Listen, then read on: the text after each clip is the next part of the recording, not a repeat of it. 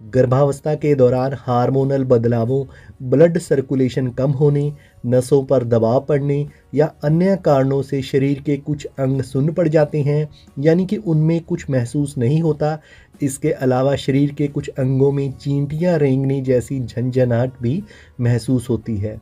Pregnancy के दौरान झंझनाहट होना या बॉडी के कुछ अंगों का सुन्न पड़ जाना आम है, लेकिन अगर झंझनाहट के साथ शरीर के अंगों में बहुत ज़्यादा सूजन आ गई हो और उनमें बहुत तेज़ दर्द हो, तो यह किसी समस्या का लक्षण भी हो सकता है।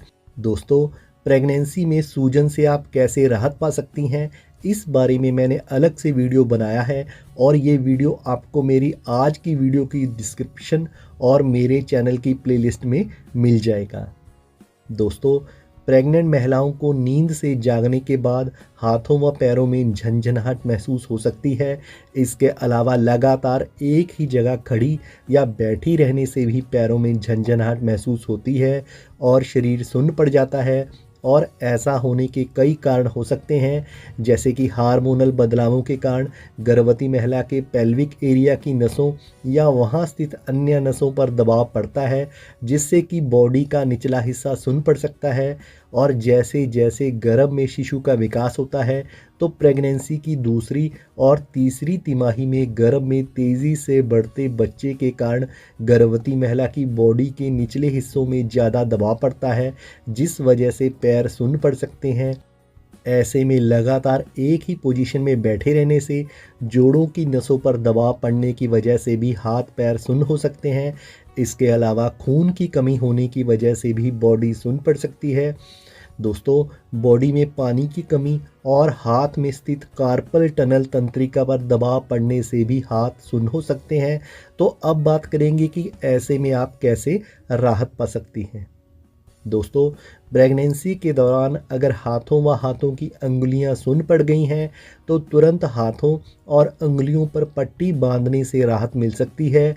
सूनी पड़ गई अंगुलियों को हाथों से हल्का हल्का दबाने से भी ब्लड सर्कुलेशन चलने लगता है और झंझनाहट से राहत मिलती है। ऐसे में गर्म पानी से सिकाई करने से भी सुन्न पड़ गई हाथों की अंगुलियों को राहत मिल सकती है। दोस्तों, प्रेगनेंसी के दौरान हाथों के अलावा हार्मोनल बदलावों और मसल्स पर दबाव पड़ने से पैर और उनकी एड़ियां सुन्न पड़ सकती हैं। तो ऐसे में सोते समय बाईं ओर करवट करके लेटें, इससे जल्दी आराम मिलेगा। अगर आपके पैर और एड़ियां सुन्न पड़ गई हैं, तो थोड़ी देर इधर उधर चलें, क्योंकि इससे पैरों में ब्लड सर्कुलेशन बढ़ता है और झंझनाहट से राहत मिलती है। इसके अलावा मालिश करने से भी पैरों और एड़ियों के सुन्न पड़ने से राहत मिल सकती है। हाथों की तरह ही आप गर्म पानी में पैर डालकर सिकाई कर सकती हैं और दिन में ऐसा आप 3 से 4 बार कर सकती हैं। आपको बहुत आराम मिलेगा। अगर आपका पेट सुन्न पड़ गया है, तो ऐसे में आराम से उठें और बैठें, इससे पेट में ब्लड सर्कुलेशन सही रहता है। पेट सुन्न होने पर अपने पैरों के पंजों के बल पर 2 से 5 मिनट तक खड़ी रहें, इससे भी पेट में ब्लड का फ्लो नियमित रहता है और पेट सुन्न पड़ने से राहत मिलती है। ऐसे में दिन में 1 से 2 बार गुनगुने पानी से नहाने से भी आपको राहत मिलेगी। अगर आपकी जीभ में झंझनाहट हो रही है, तो अपने भोजन में नमक का सेवन कम करें और ऐसे में गुनगुने पानी से गरारे करने से भी आराम मिलेगा। दोस्तों, ऐसे में कुछ खाद्य पदार्थों का सेवन करने से भी आपको राहत मिल सकती है, जैसे कि इस दौरान हल्दी वाला दूध पिएं, यानी कि गर्म दूध में आधा चम्मच हल्दी डालकर पीने से ब्लड का फ्लो सही रहता है और बॉडी व अन्य शारीरिक अंगों में झंझनाहट से राहत मिलती है। अगर आपकी बॉडी सुन्न पड़ गई है, तो ऐसे में केले का सेवन करें, क्योंकि केले में मौजूद विटामिन बी झंझनाहट को कम करने में फ़ायदेमंद है।